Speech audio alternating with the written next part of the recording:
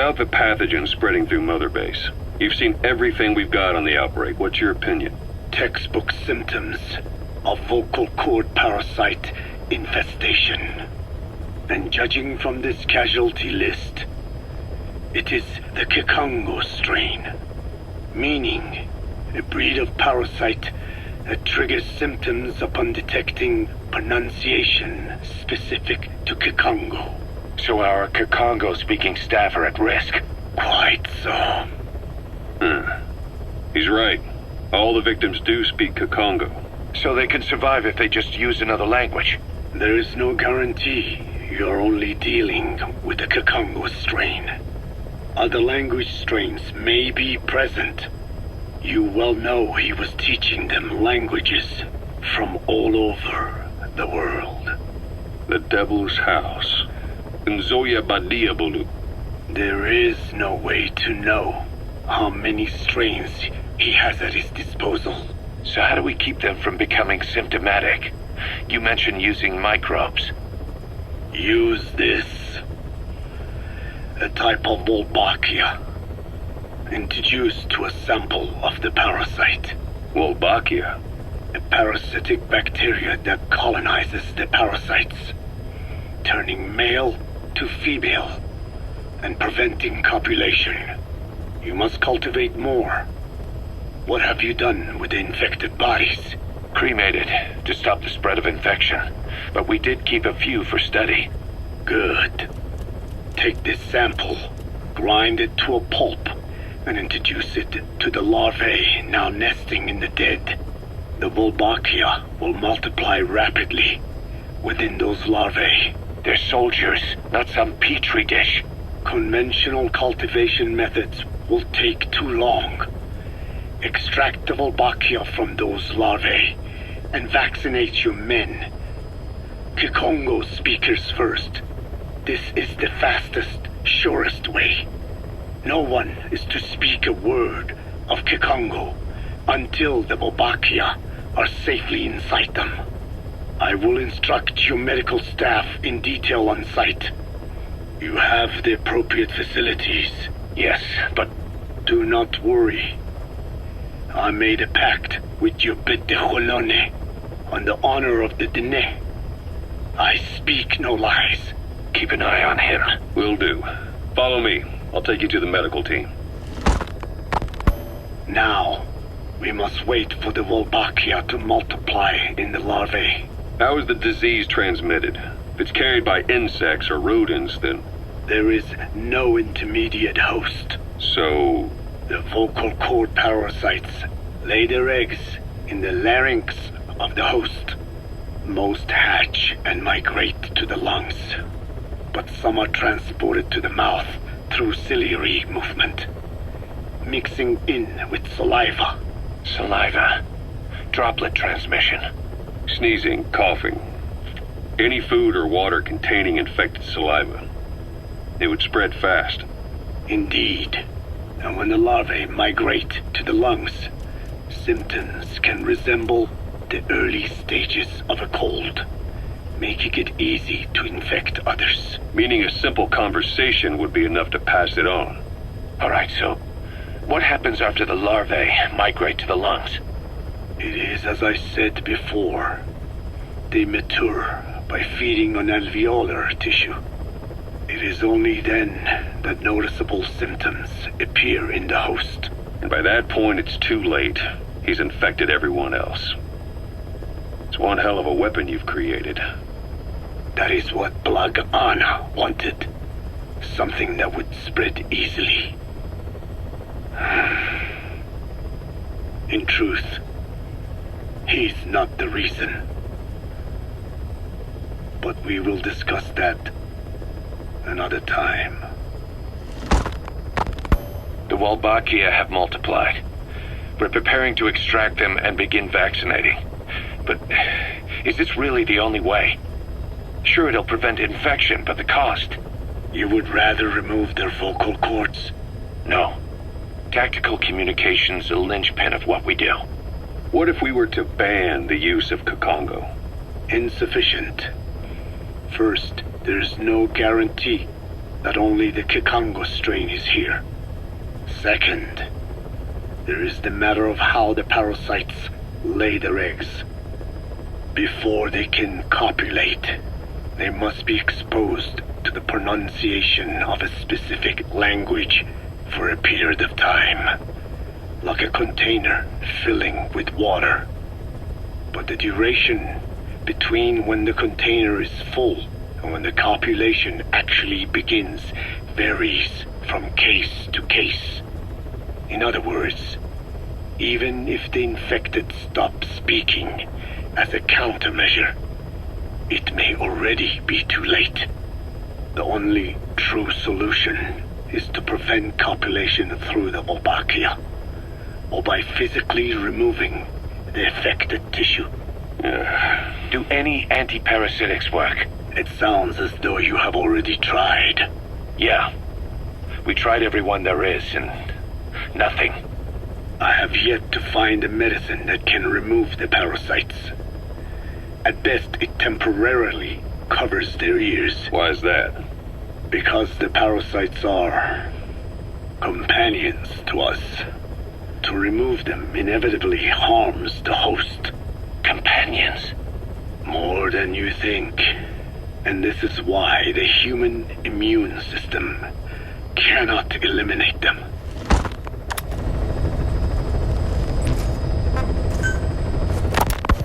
We've inoculated the staff with Wolbachia to keep them from becoming symptomatic. That should also contain the infection. How did this happen in the first place? It has to have been a Cypher spy within our ranks. If this is so, then why the Kikongo strain? If their intent was to wipe you out. Skullface said the remaining English parasite was close to the boss. If this latest strain was his doing, he wouldn't have tipped his hand.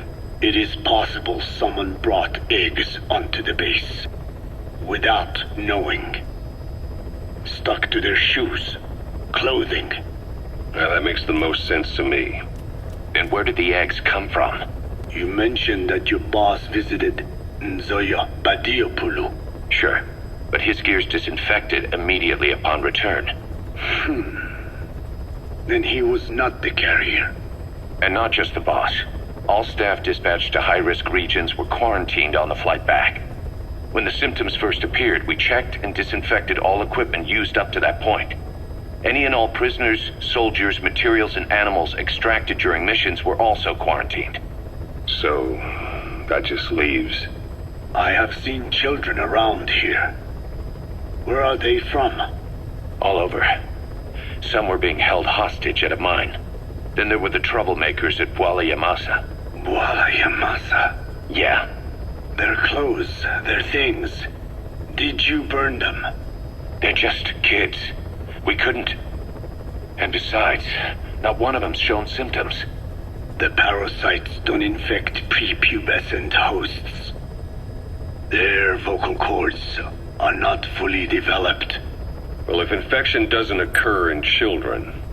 It is possible they carried eggs on their clothes, and the infection spread from them. Check the kid's stuff. I doubt there is any trace left by now. But if there is, some of those kids must be close to hitting puberty. How could we have missed this? The name Bwala Yamasa got quite a reaction from you. I'm guessing the Kikongo strain was released in that village. Cypher used that region to experiment with vocal cord parasite transmission. The Kikongo strain. The settlements around the refinery upstream of Bwala Yamasa were the proving grounds. They would infect one villager, then record transmission speed. Dangerous work. If they failed to contain the infection, it would slip into the surrounding regions. At which point the world found out about the parasites, making them useless as a weapon. Incredible they'd risk such a thing. The test site was densely populated too. A terrible place for such experiments. No doubt, They thought burning everything would wipe away all traces. The settlements were covered in oil anyway. Who would wonder if one day they caught fire? And so it did. They burned it all, living and dead. Those remains. But they miscalculated. Transmission speed was far faster than anticipated. It may have been the temperature, or hygiene standards, or perhaps the parasites reacted quickly to Kikongo. Whatever the reason, nearly all villages were swiftly infected, and the settlements reduced to mounds of corpses. Making matters worse, the dry season was ending. When it came time to burn the village, the Moneni River had swelled.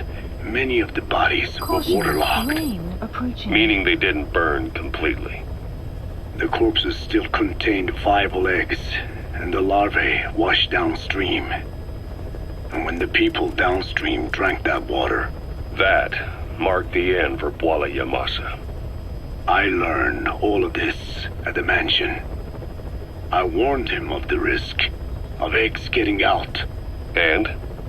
We are prepared for any eventuality. I get it. Putting the oil field back online. The oil leaks, saner. They plan to pollute the river, prevent the spread of infection. But the oil flow was stopped, and downstream the people of Masa village started using the water again. The PF soldiers deployed at the village were locals, spoke Kikongo. They were infected, and the kids survived. I've heard enough. And who stopped the flow of oil? Don't! We did. That confirms it. The source of the Kikongo strain infection was Masa village. And the children brought it here. It is no one's fault. There is no blame to be cast. The parasites, they were tested in other regions? Their physiology requires that they be tested under varied conditions. Another test site was in Afghanistan. So it was the parasites there. Both the Pashto and Tajik languages are spoken in the mountains of Afghanistan, and population density is low. Ideal testing grounds for how accurately the parasites target only the specified language. It is also relatively easy to prevent the spread of infection. And the results? The first test, I am told, was a success. Once the Pashtun Mujahideen were infected with the Pashto strain, they were all but wiped out. The Hamid fighters at Smasei Fort.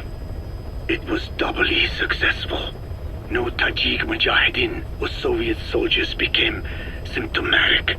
So the parasites proved to be effective. What about the second test? Also supposedly a success. A Pashtun village was the target. However, the original aim was to obtain samples of the infected. In this, they failed. And the village? The Soviets enacted a standard scorched earth operation. That must have been the village where Malak lived, before being held captive at La Marjate Palace. Having had more time to think on it, the details shared with me may have been false. They are madmen who would do anything to cover up the truth. They certainly seem to like tossing their problems in the fire.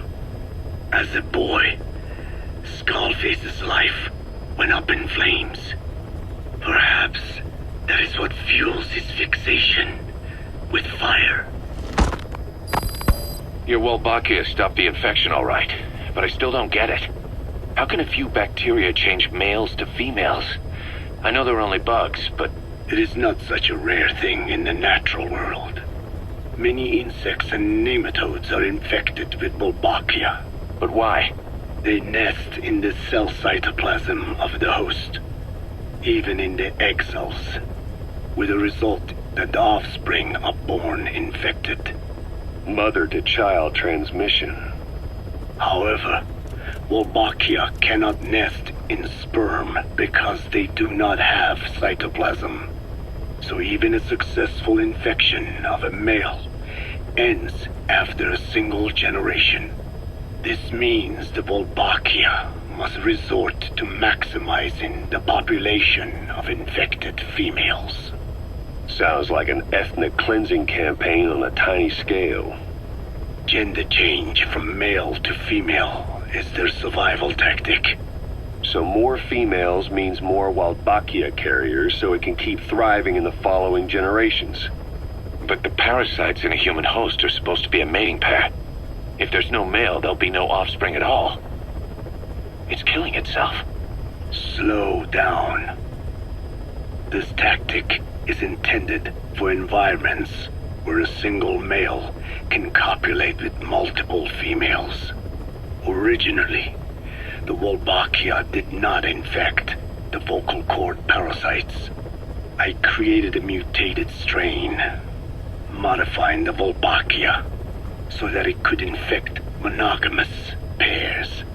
The Wolbachia's greatest multiplying tactic, the male-to-female change, worked against itself in the monogamous parasites.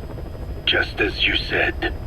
Then I performed repeated selection of Wolbachia strains until I achieved 100% certainty of male-to-female conversion. Creating female-female pairs, unable to reproduce.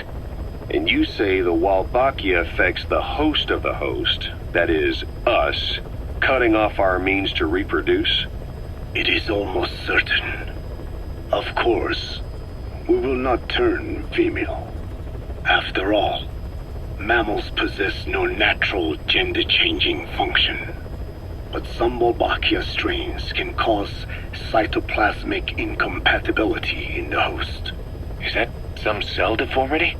Put simply, it means the altered sperm of infected males kill the female's egg on contact. And that's happened to us? Yes. And yet, what occurs in humans is not just simple CI. To date, there are no cases of Wolbachia affecting humans. The fact that this strain causes this effect, is it the vocal cord parasite's affinity with humans? I do not know enough to say for sure. So the parasite warps the host. Reminds me of what Skullface said. It is the way of all organisms to create their own optimal environment. Just look at you and this base. Organisms that cannot do this are doomed to extinction. The difference with parasites is that their environment is another organism. That creates a connection between life and life. Parasitism, symbiosis, or death. In this way, the host too is challenged to adapt.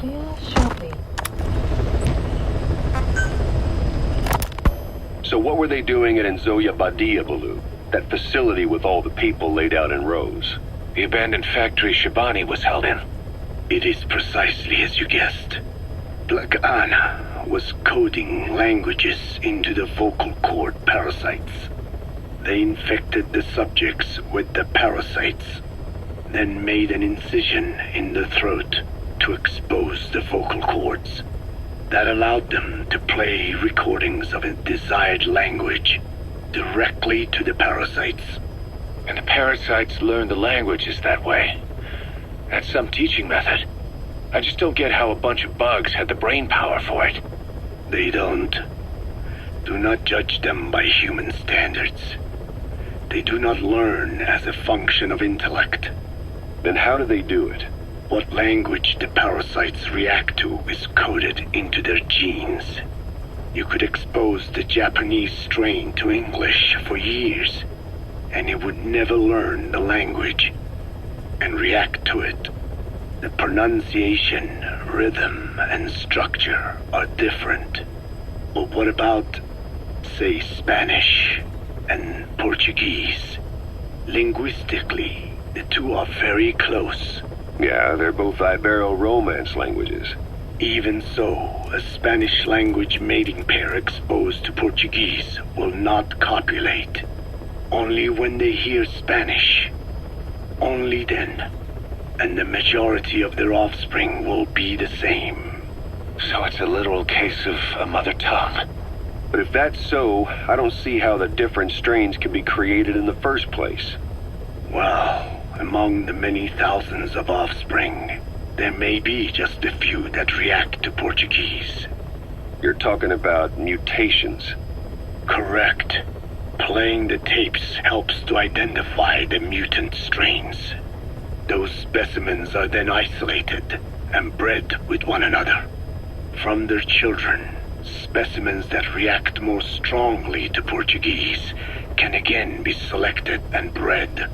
Repeating this process creates a strain that reacts solely to Portuguese and never to Spanish.